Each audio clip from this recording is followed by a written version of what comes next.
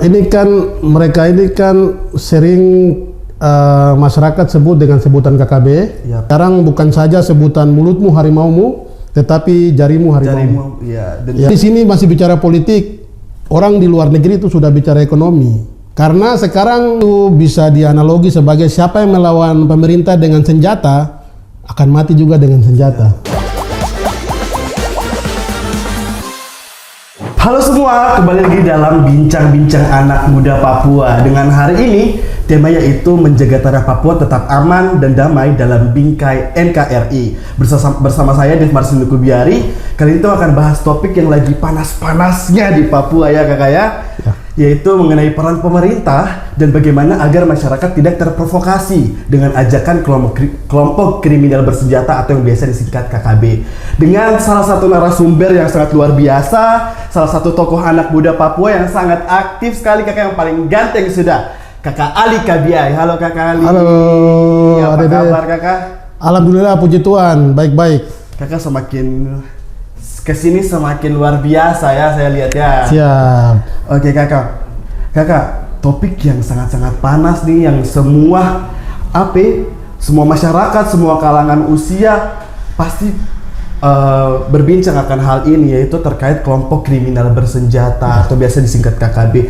Menurut kakak, KKB ini apa nih sebenarnya ini? Ini kan mereka ini kan sering masyarakat sebut dengan sebutan KKB. Yap. Tetapi juga ada yang menyebutkan mereka sebagai kelompok separatis teroris. Yes.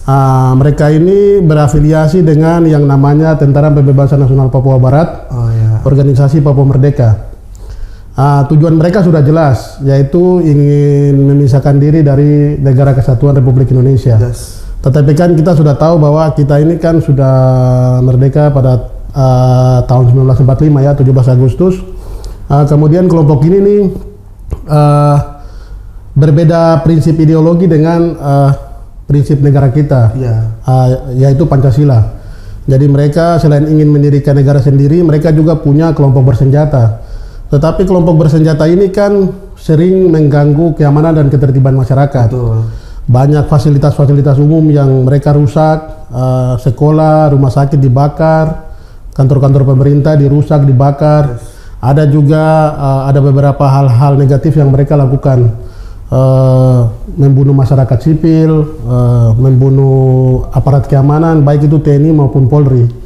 Kemudian ada itu kasus yang mereka melakukan pemerkosaan terhadap tenaga kesehatan yang terjadi di Kabupaten Pegunungan Bintang. Sehingga ini perlu ada penanganan khusus dari pemerintah. Betul. Ada pendekatan-pendekatan yang dilakukan oleh pemerintah, bisa pendekatan kesejahteraan, tetapi juga bisa pendekatan pendekatan yang lebih ofensif lagi terhadap mereka, sehingga mereka tidak lagi menghambat atau mengganggu ketertiban keamanan. Karena kalau suatu wilayah itu aman, maka pertumbuhan ekonomi, investasi, daya beli masyarakat akan bertumbuh dengan sendirinya di daerah tersebut. Betul. Mungkin seperti itu. Jadi bukan hanya para warga sipil saja menjadi korban, tetapi objek sipil juga seperti sekolah, rumah sakit, tempat beribadah juga merupakan korban dari KKB tersebut. Dan juga tadi kakak sudah memberikan tanggapan bahwa harus ada proteksi lebih khusus dan lebih serius dari pemerintah. Peran pemerintah juga sangat penting sekali ya kakak untuk menangani permasalahan KKB yang ada di Papua. Nah, bagaimana tanggapan kakak sebagai tokoh muda Papua? Apa yang harus kita lakukan sebagai anak-anak Papua menanggapi kelompok kriminal bersenjata ini? Sebenarnya tugas kita sebagai generasi muda sekarang ini kan tugas kita adalah mengisi kemerdekaan. Betul. Kalau dahulu di zaman penjajahan kita punya the founding father, misalnya kita punya para pahlawan. Mereka sudah berjuang dengan darah, dengan keringat, dengan nyawa untuk mereka membentuk negara ini. Jadi tugas kita sebagai generasi muda adalah mengisi kemerdekaan itu dengan hal-hal yang positif. Betul. Hal-hal yang positif apa? Hindari narkoba. Betul. Terus jangan mudah terprovokasi oleh isu-isu yang tidak bertanggung jawab. Sekolah yang baik, mengecap pendidikan yang baik, terus saling menjaga keharmonisan, jaga toleransi, sehingga apa yang diinginkan oleh pendiri negara kita nih bisa berjalan baik. Kita bisa menyatukan seluruh komponen masyarakat. Misalnya di Kota Jayapura ini kan merupakan barometer kebinekaan. Betul. Sehingga hal-hal ini yang harus kita jaga. Sehingga perkembangan kemanusiaan, perkembangan ekonomi, perkembangan politik, perkembangan kebudayaan itu bisa berjalan dengan baik dan masyarakat bisa beraktivitas dengan aman. Betul. Pentingnya bagaimana kita mau melakukan sesuatu, bagaimana kita mau aktif kalau kita sendiri masih rasa tidak aman akan kita punya lingkungan. Iya. Seperti teman-teman yang ada di Pegunungan Bintang atau di daerah-daerah pegunungan yang masih kental sekali terkait kelompok kriminal bersenjata. Bagaimana dong mau melakukan aktivitas, bagaimana dong berkembang kalau misalnya dong punya daerah tidak aman antara militer, TNI, Polri, dan juga KKB yang masih terus berperang dan juga menyerang objek sipil seperti sekolah dan lain-lain. Kakak izin, tentunya semakin kesini tuh banyak sekali peran media akan memberikan informasi dan juga seperti podcast ini dan juga banyak-banyak media di luar seperti televisi, radio dan lain-lain akan memberikan informasi terkait apapun itu, termasuk informasi terkait KKB dengan sangat cepat. Nah, dan juga banyak sekali penyalahgunaan media. Mereka memberikan informasi yang kurang baik, bahkan ada video-video lama yang mereka sebar luaskan sampai menimbulkan doktrin yang sangat negatif bagi masyarakat yang ada di Papua, khususnya yang ada di Indonesia. Bagaimana tindakan apa yang tepat agar generasi muda tidak terprovokasi dengan ajakan atau hasutan kelompok tersebut yang notabene merusak moral generasi anak muda dengan menyebarkan video kekejaman, melanggar HAM dengan alih-alih perjuangan kemerdekaan. Bagaimana kakak? Ini yang saya ingin jelaskan nih. Yang pertama, kalau ada satu kelompok kriminal, dia memvideokan kegiatan-kegiatan negatif, misalnya menyiksa, memperkosa atau membakar, terus menyebarkan video tersebut, kita bisa kategorikan kelompok itu sebagai kelompok teroris. Itu yang pertama. Yang kedua, banyak sekali media-media mainstream yang beredar di Papua ini yang kita tidak tahu dari mana asal media tersebut. Karena bisa saja itu media dari luar Papua ataupun dari luar Indonesia. Nah, sehingga ini yang menjadi tugas anak-anak muda untuk ayo mari kita saring sebelum share. Betul. Kita saring sebelum share sehingga kita mendapatkan satu informasi yang betul-betul akurat, kredibel, tetapi juga bermoral dan bermartabat. Sehingga kita selalu berpikir yang positif karena sekarang pengaruh media ini sangat luar biasa. Ada pengaruh positif tetapi juga ada pengaruh negatif. Tugas kita sebagai generasi muda adalah seperti yang tadi saya sudah sampaikan kepada ADDF bahwa kita harus betul-betul melihat media tersebut. Betul. Apakah media tersebut betul-betul media yang benar-benar kredibel ataukah itu media yang memang sengaja dibuat untuk memprovokasi atau menjadi bahan black campaign. Biasanya itu dinamakan sebagai proxy war. Jadi dia menyebarkan berita terus menyasar orang-orang yang memang tidak paham, tidak berpendidikan. Sehingga mereka mudah terprovokasi. Jadi kayak kesannya didoktrin begitu ya kakak? Iya, kesannya didoktrin. Sekarang kan sudah tidak perlu lagi yang si pelaku utama tuh dia langsung ngomong dengan orang yang dia mau pengaruhi. Betul. Sekarang dia hanya lewat media. Hanya lewat media itu bisa saja langsung mempengaruhi kita punya generasi muda. Betul. Makanya untuk itu kepada generasi muda Papua harus lebih berhati-hati dalam bermedia sosial. Sekarang bukan saja sebutan mulutmu harimaumu, tetapi jarimu harimau. Dan juga media sosialmu. Betul. Jadi itu yang harus kita generasi muda lebih berhati-hati lagi. Saya pikir sekarang pemerintah sudah sangat intens sekali membangun ke Papua. Bahkan Presiden Jokowi sudah belasan kali datang ke Papua. Pemerintah sudah ini. Jadi tugas kita adalah mengisi kemerdekaan dengan hal-hal yang positif. Itu demi kepentingan kita semua. Betul kakak. Tadi kakak katakan bahwa harus disaring sebelum sharing teman-teman. Jadi ketika teman-teman mendapatkan informasi baik mengenai kelompok kriminal bersenjata ini, teman-teman harus sharing, teman-teman harus cari tahu apa masalahnya ya kakak. Karena kayaknya hampir setiap bulan kita biasa lihat di Google atau tidak di platform digital yang dimana dong akan kasih masuk informasi terkait kelompok kriminal bersenjata. Bahwa di sini ada daerah tertentu ada perang ataupun konflik antara TNI dan Polri dan mereka memasukkannya di media sosial mereka dengan alih-alih adalah tidak bisa ada hak asasi manusia dan lain-lain. dengan gampangnya dong cuman baca sebentar saja, bahkan dong tidak baca padahal taruh dalam media sosial teman-teman, itu fatal. Jadi teman-teman harus banyak searching dulu, cari-cari dulu informasinya yang benar yang mana. Terus teman-teman boleh kasih opini karena negara kita negara demokratis, siapa saja boleh pendapat, siapa saja boleh mengutarakan opini, tetapi harus di-sharing dulu, jangan sharing sesuatu tetapi kosong. Ya, jadi maksud kakak begini ada Dev. Kalau hak asasi manusia itu kan dia universal. Betul. HAM itu universal, milik siapapun yang pernah lahir di bumi dan berdiri di atas tanah. Betul. Nah, jadi itu milik TNI Polri, milik anak kecil, milik tenaga kesehatan, milik siapapun. Jadi hak asasi manusia itu universal, milik siapapun.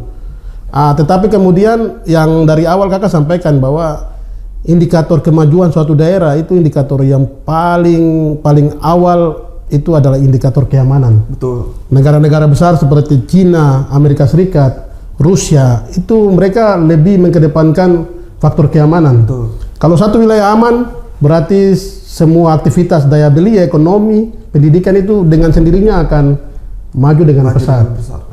Itu yang makanya kita sebagai anak-anak muda Papua, kita harus saling mengingatkan kepada teman-teman. Betul. Mari kita mengisi hal-hal yang positif. Betul.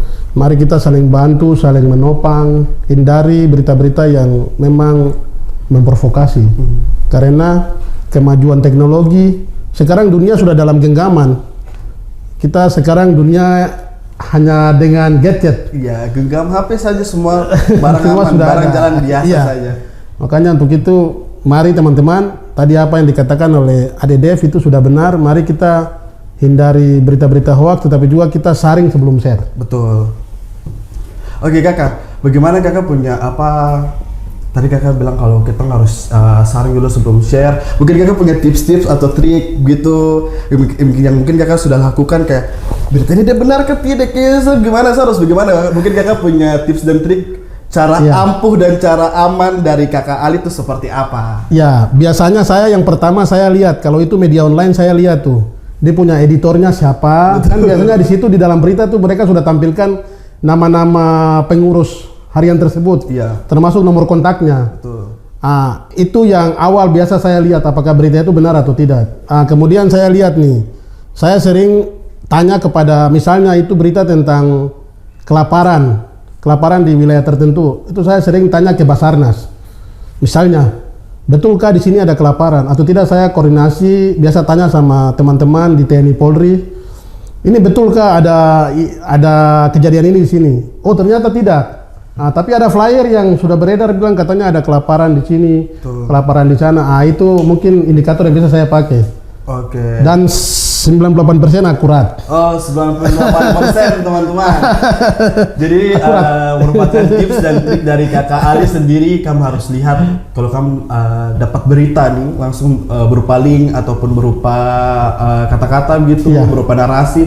Teman-teman coba cari di Google, terus lihat tanggalnya, lihat siapapun orangnya yang menulis, bahkan editornya siapa. Kalau memang kamu merasa keliru dan punya opini yang lebih, kamu bisa langsung menuju dia punya kontak atau menuju punya website. Betul dong kakak? Betul sekali. Oke kakak.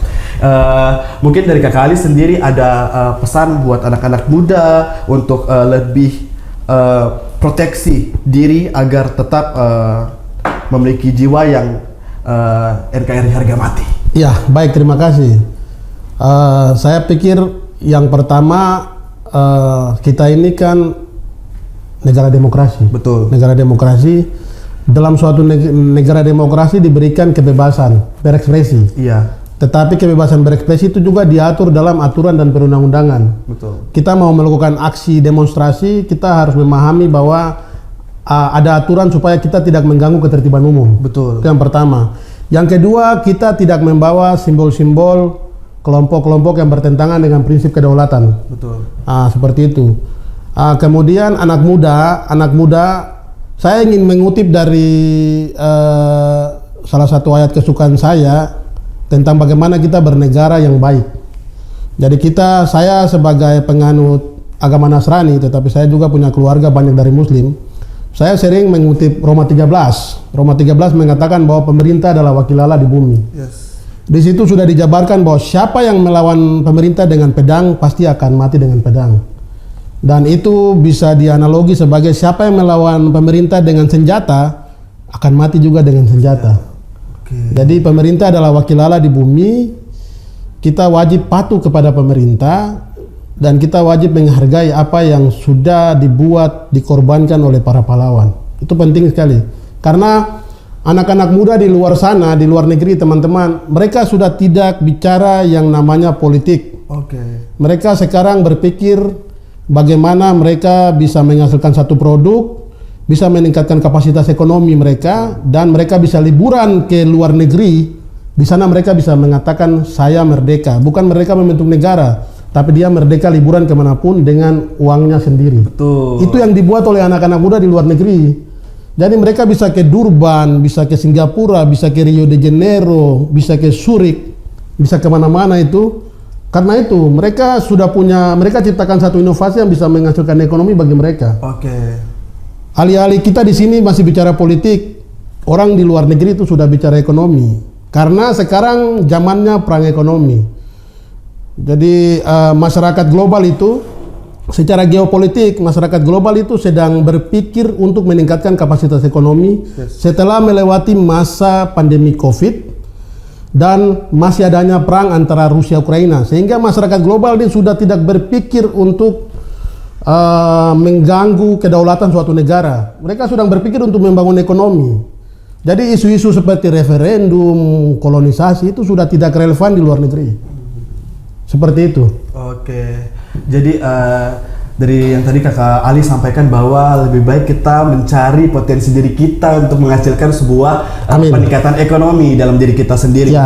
Pelan-pelan akan membangun negara kita juga, tempat wilayah kita juga dari diri kita. Jadi kalau kamu mau jalan-jalan ke luar negeri, kau terus pikir banyak hal, pikir kau bagaimana kau cari kau potensi diri sehingga kau menghasilkan ekonomi yang sungguh luar biasa dan membangun tanah Papua tentunya. Benar sekali Dev. Jadi Kakak mungkin ada pesan-pesan buat anak muda sebelum Kakak tutup podcast ini? Baik, yang saya mau sampaikan mungkin ada beberapa kalimat saja. Tetap semangat, tetap tingkatkan potensi diri, lakukan hal-hal yang positif. Dan ingat, kita hidup berbangsa dan bernegara itu masih panjang. Mari ciptakan sesuatu yang inovasi untuk kepentingan kita, untuk kepentingan keluarga, untuk kepentingan bangsa dan negara. Terima kasih. Terima kasih Kakak Ali sudah berbagi ilmu buat teman-teman semua. Jadi yang menonton video ini atau podcast ini, kamu akan rugi. Ini merupakan podcast yang luar biasa tentunya dari narasumber juga yang merupakan tokoh anak muda Papua yang sungguh aktif membangun tanah Papua. Kakak Ali, terima kasih banyak. Sama-sama Dev. Dalam podcast Kakak. Dari saya mungkin teman-teman lebih baik teman-teman harus saring sebelum sharing dan juga mencari potensi diri teman-teman agar tidak mudah terprovokasi dengan ajakan-ajakan atau hasutan dari kelompok kriminal bersenjata ataupun hasutan-hasutan negatif dari teman-teman lingkungan sendiri. Jadi lebih baik untuk mencari potensi diri. Saya Dev Marsili Kubiari pamit undur diri dan sampai jumpa di Anak Muda Papua.